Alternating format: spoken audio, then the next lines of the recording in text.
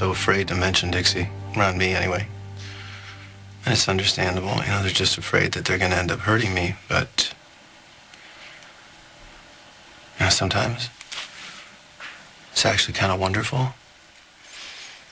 And when I least expect it, somebody will mention her name, and before I know it, I'm flashing on those eyes and that gorgeous smile.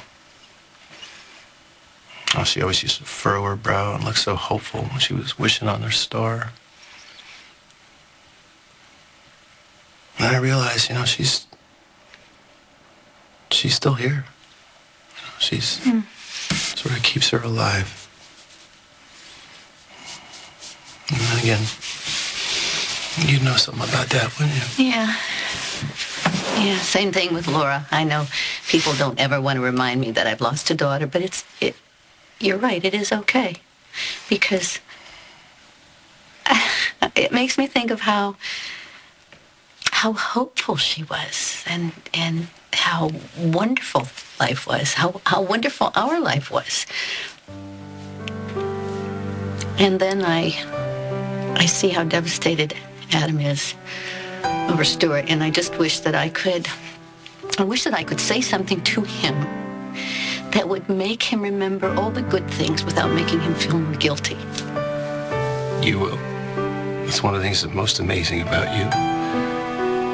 You've always had the ability to know what exactly to say to somebody, exactly the right time, whether they wanted to hear it or not. And I mean that in a good way. I tell you, Adam is not an easy person to comfort. It's like hugging a cactus. Yeah. He is something. Force of nature, that one. As much as we hate each other's guts, I think the thing that's kept us from killing one another is the fact that we, when it comes down to it, we love the same people. Stuart, JR, AJ, and you. Would you mind if I share a few moments with my son? There's something he needs to hear.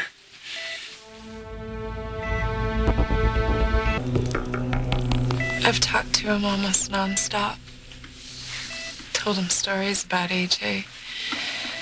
Held his hand. But no response. It's almost like he's in a different place. How did you do it? How did you say goodbye to us? It was a process. A very long process.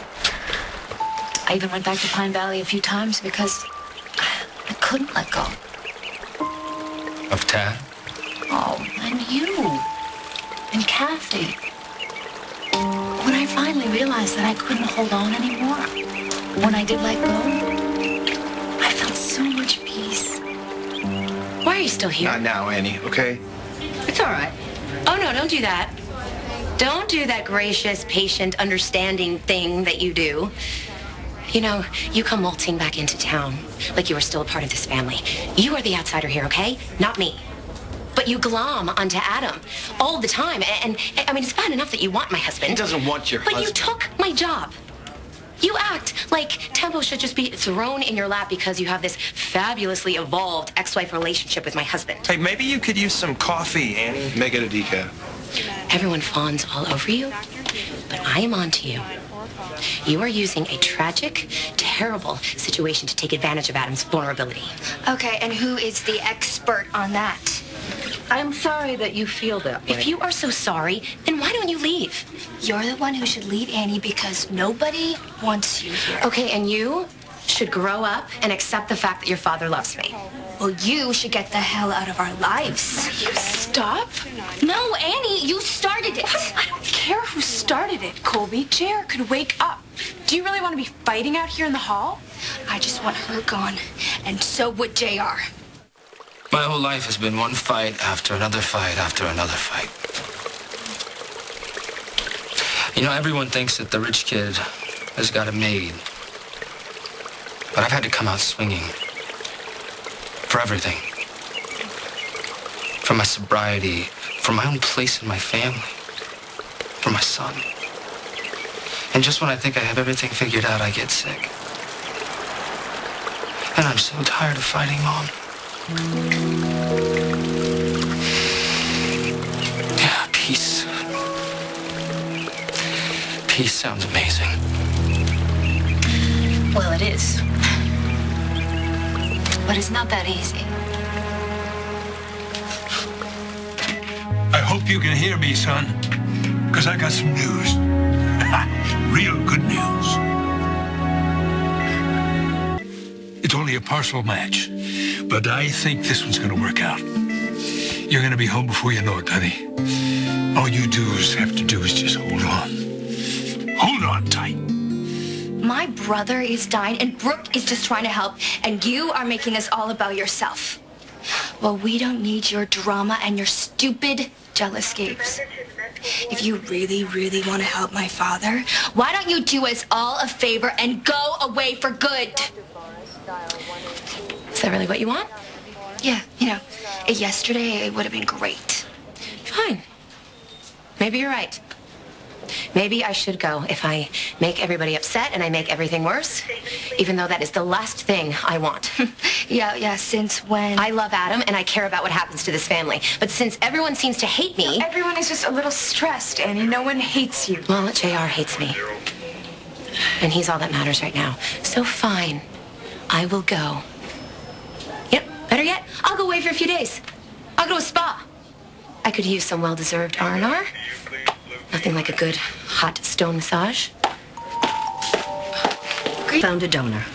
Oh, thank God. Is it anybody we know? Well, it's only a partial match from an anonymous donor. It's okay. We'll take it. What happens now?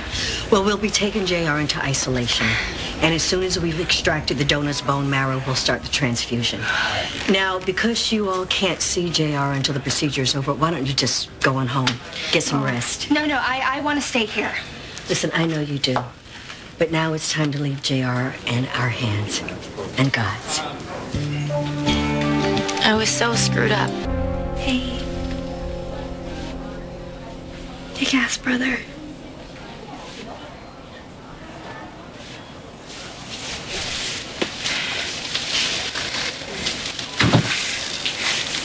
We have a date in Rio, and I'm holding you to it. AJ and I love you so much.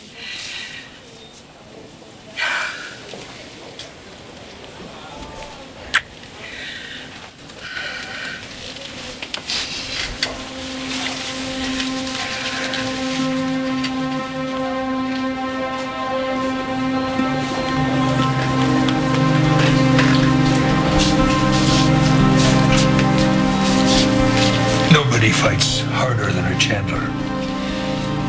And you're pure Chandler, son.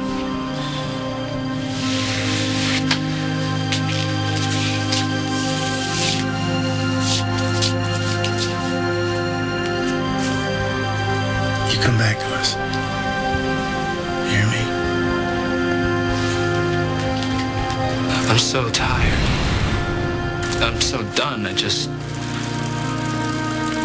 I want peace. And I want serenity. I want all those things I tried so hard to find on Earth, but I could only get a taste of because I kept screwing up. So you're just gonna run? No, I'm just accepting my fate. Maybe then you're doing what you've done all your life. Every time things get difficult, you ran. Well, you don't get to run here. So I have to go back?